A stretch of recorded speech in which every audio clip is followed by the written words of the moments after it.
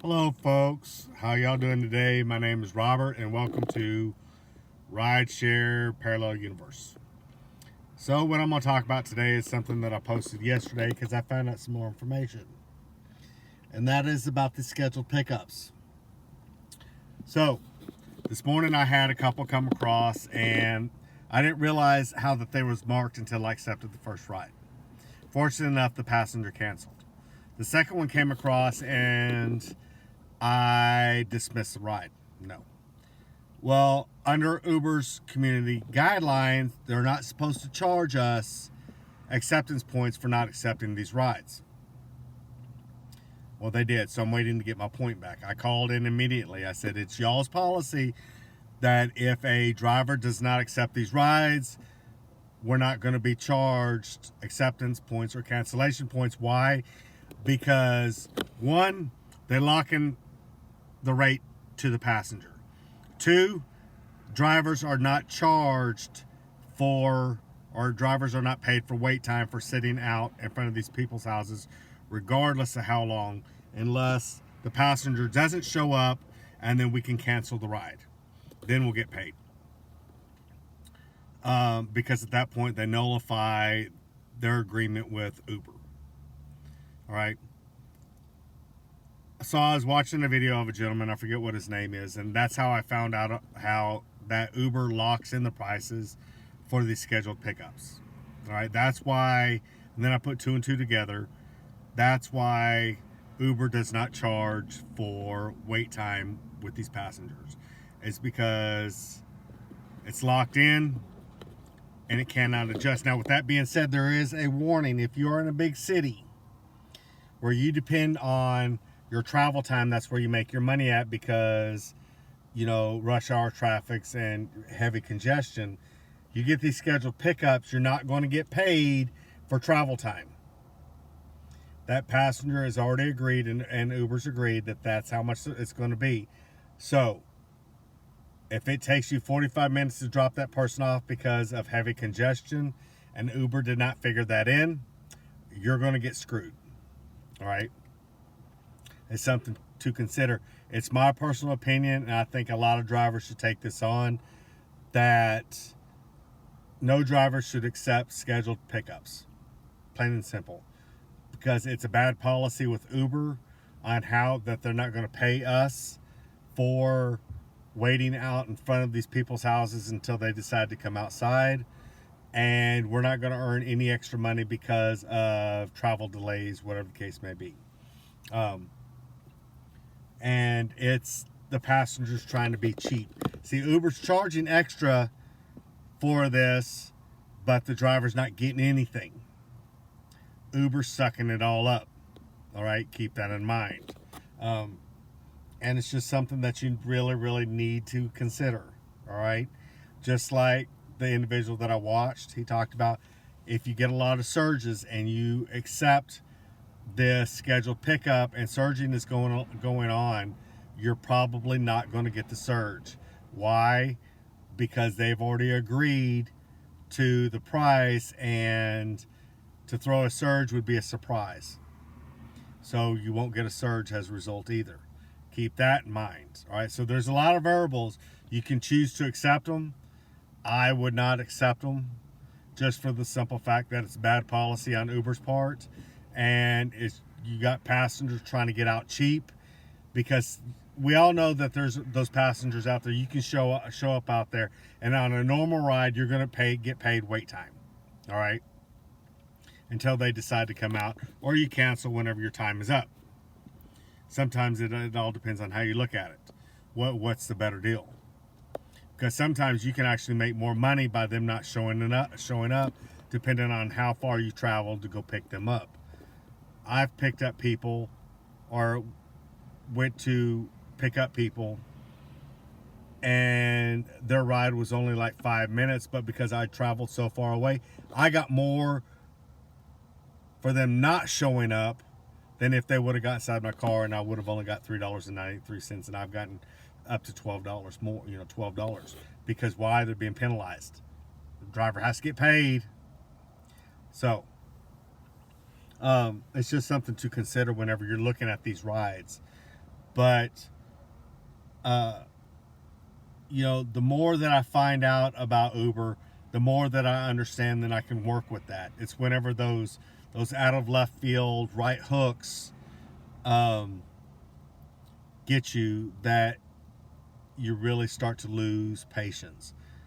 And sometimes my patience are running thin.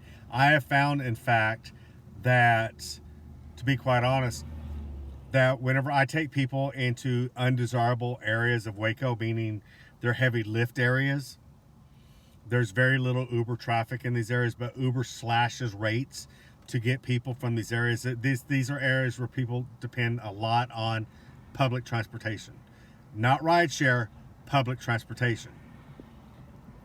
That by going into these areas, hitting my brake button to pause requests, and then leaving that area, I actually benefit better, because once you get into these areas, if Uber can, they will keep you in that area and you will not make any money. That's something else to think about too whenever you're out on these roads, because we all know in every city where there's depressed areas, okay?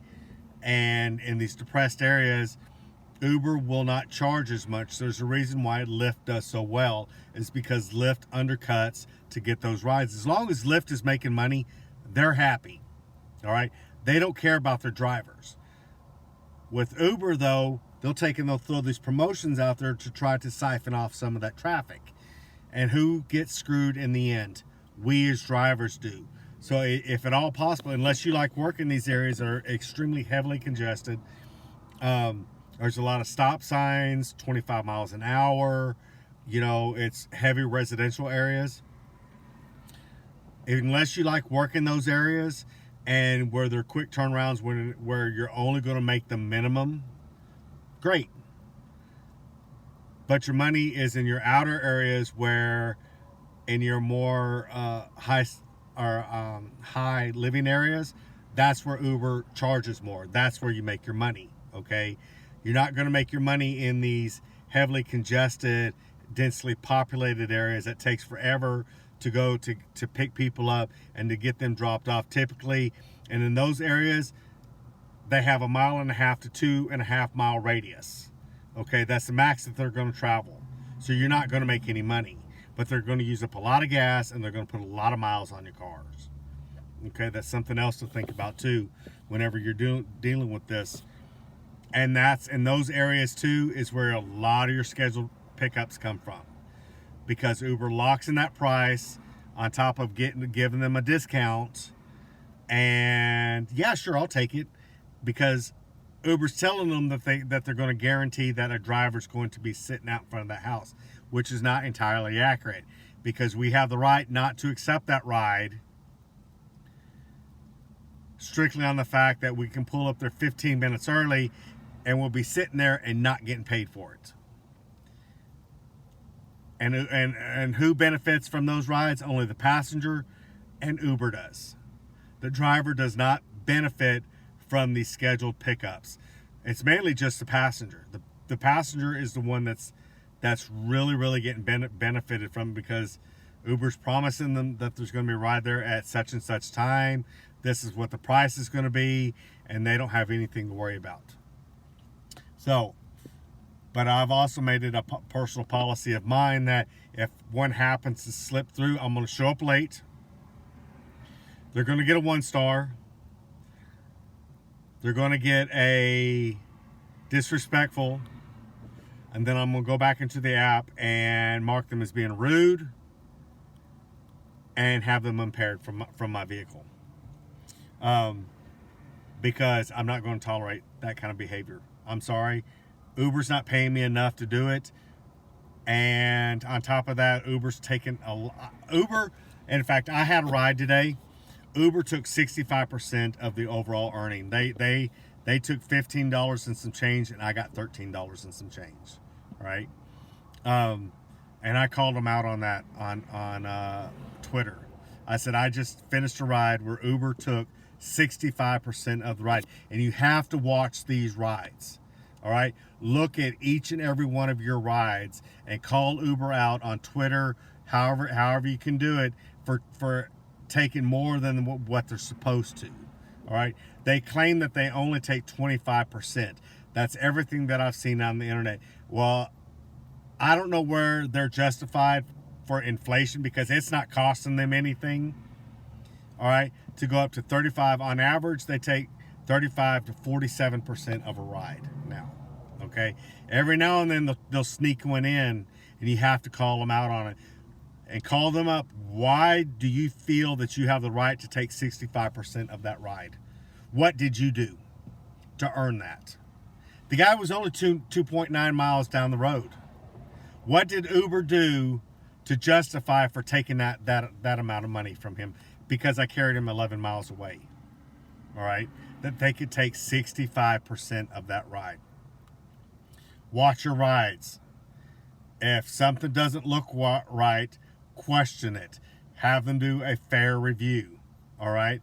What gives you the right to take 65% of my ride that I accepted? I did not have to accept that ride, but I did.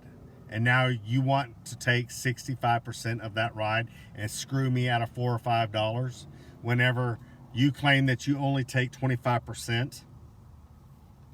So anyway, folks, y'all have a wonderful day. Thank you for watching Rideshare Parallel Universe. My name is Robert.